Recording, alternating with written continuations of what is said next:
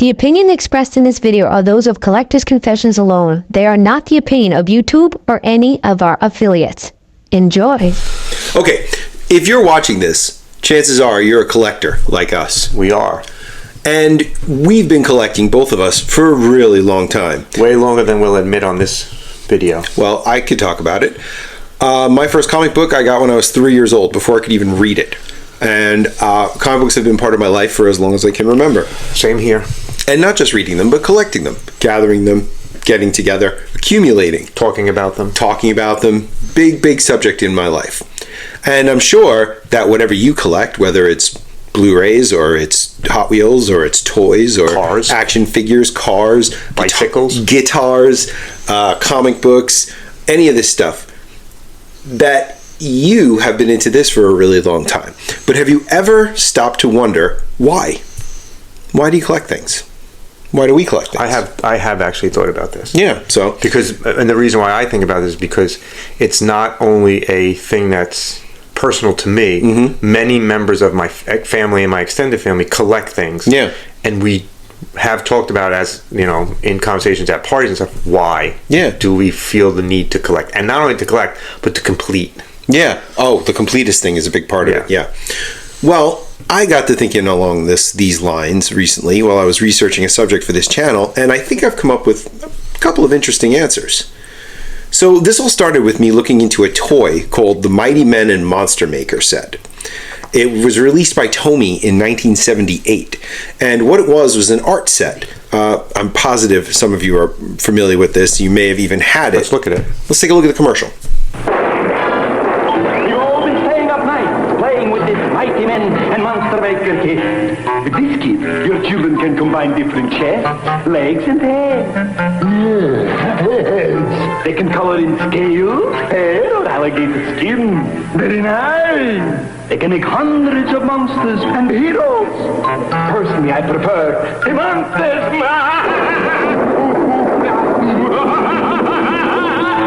The Mighty Men and Monster Maker was an art set, as you saw in the commercial, and basically you got 6 heads, 6 torsos, and 6 legs, and you can make any number of combinations from either side. How many combinations can I make with that? Actually, over 1,700. If you okay, and then way more if you think about coloring it and all this other stuff. I had it when I was a kid. Yeah, you can make superheroes, you can make monsters, you can make a Flash Gordon-like spaceman. It was great for kids who wanted to draw like a professional comic book artist, heroes and but villains. couldn't. Yeah, it was a great toy. That was me, because I wish I could draw. I couldn't draw. Mm-hmm. My parents bought me that, and I actually pretended that I could draw for a little while. Yeah. You basically put the torso, head, and legs down, and then you went over it with a special crayon, which was actually just a crayon with a really flat side, and it created the image on the paper of the character. And then you colored it in, right? And you said, "Oh, look what I made!" Right? After I did the research on it, one of the first things I did, I went to eBay to see how much it was, because I thought, I'm going to buy this. How much? $50. Oh, why didn't you buy it? Not bad, right? I haven't gotten it yet. We just got our YouTube check. That's what you should have spent. True, I should have bought it on the Mighty Men and Monster Maker. If I buy it, I'll definitely bring it in for another I always do that, right? I pass something up. You do. I'm you like, pass I want it, that. and you regret and it. And then I go, nah. I wish and then later I'm like, then we're going to see it at a show a year from now. It's going to be like $400. Right. Because of this video. Because of what we just did. Yeah. Well, you know, one of the cool things about this toy is the illustrations for the set were actually done by an artist named Dave Stevens. You know Dave Stevens? I do not. Dave Stevens created The Rocketeer. Oh, he created the comic series that the movie The Rocketeer is based on. Okay. And if you only know The Rocketeer from the movie, you should definitely check out the comic series. It is really cool. So while I was researching this toy, I noticed somebody commented on one of the videos I was watching about the toy. And their comment said, someone should create a digital version of this, where you can, do endless combinations, endless options of heads and torsos and bodies, and then you could print it out and you can color it. That's interesting. For some reason, my immediate reaction to that comment was, oh God, please no, don't do that. Don't make a digital version. And then I thought, why am I thinking that? Why do I think a digital version wouldn't be as good? Oh, I think it would be good for kids today. Yeah, I know, but for some reason I reacted very strongly against it. Because you're strongly against modern technology stuff. You would think that, but here I am. When I was a kid. Here I am on YouTube, right? Yeah. So, the oldest duo on YouTube. What I realized was a few different things here, okay? I didn't like the idea of endless options. Okay, I think the fact that it was limited in your choices. You want M&Ms and peanut M&Ms. That's it, right? Yeah. Okay. I thought like limited. Now you sound like an old man. In your, I like peanut butter M&Ms though too, but I like pretzel M&Ms. But go ahead. those are delicious. Now, what I said was that the limits were part of the creativity of it. Okay. You had to find ways to be more creative with these different combinations because they were limited. If you had endless options of things to do, you can't concentrate on one. Right, exactly. You would end up, okay. I think it would cost some creativity, right? All right.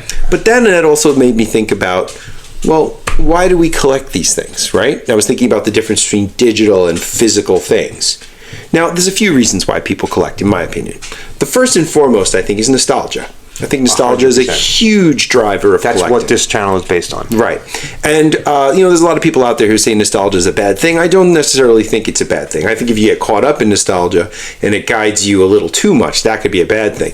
But, exploring your past self, exploring who you were when you were a kid is never really a bad thing. And staying in touch with that inner child is a great idea. Collecting is materializing that nostalgia. Exactly. And right. that's primarily the reason why I collect. Right, exactly. It brings me back to a time where life was simpler for me and for the world. And necessarily connects you with the way you thought then, and I think that makes us more creative. It makes us better in some way. We are who we are because of those of us before. Right, and we're in touch with those formative experiences. We should always be in touch with those. Yeah. I think also there's another reason for collecting, which is an expression of appreciation or fandom. Okay. I really like this thing, so I'm going to buy something that kind of represents it in my home. Okay. Right? Like, I love Alan Moore's Swamp Thing stories, so I really like the Swamp Thing Megafig.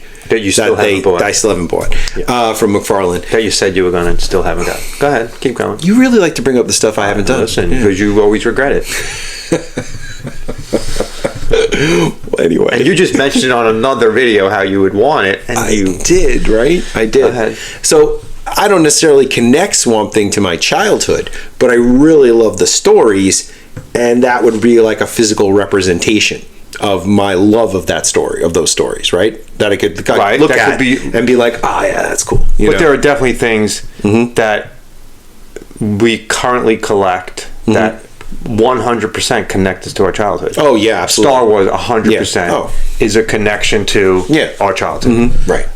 Batman 66 for me is a huge connection to my childhood. Absolutely. I remember coming home from school and sitting and watching that show and how happy it made me as a kid.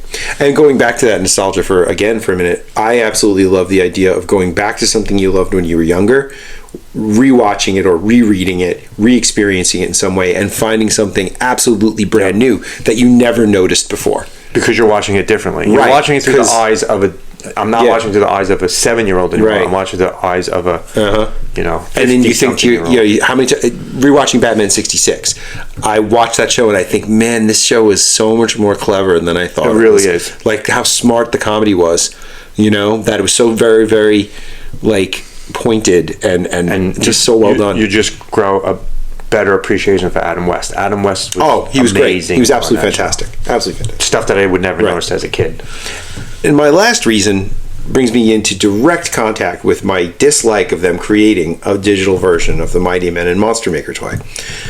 I think collecting also connects us to something physical in a world where everything is becoming digital. We lose what? We do. I'll save my comment for the end. Think about this. Okay. If you read a newspaper every day at one point in your life, do you do that now? No. That paper's gone. I do not. Now you read like a ghost. I read all my news online. You read a ghost of the paper. 100%. Right. Like it's not a real newspaper. 100%. So that's gone. And what I'm noticing, because I collect books too. I buy a lot of books. Books moving on to online. Music.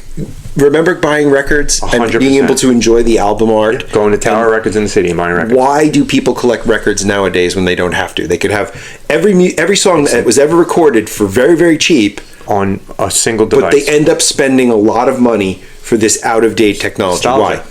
Yes, but it's also something physical, something you get. Right? This coming from the person who reads their comics online now. I do read comics online. I do. I do not. It's for me. It's a strictly money-saving thing at this point because I do still buy physical comics as well, right? And honestly, I tend to read the physical comics a lot more than I read the ones online.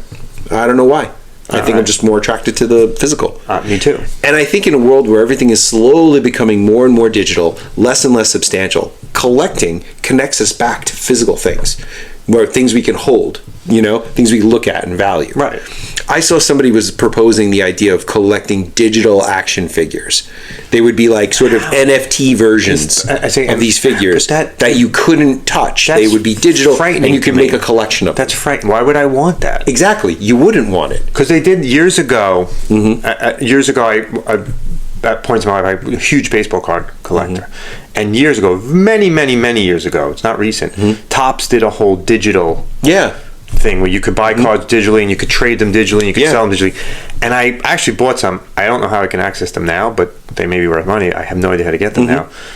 But it was scary. Like you said, you hit the nail on the head. I like the physical. It's a thing. Holding a baseball card or a comic book or a action figure in my hand, and I just can't imagine doing a digital action figure. Right. Same thing with comic books for me. I don't ever read comic books digitally. All my comics are hard copies, old, new, whatever. That's me.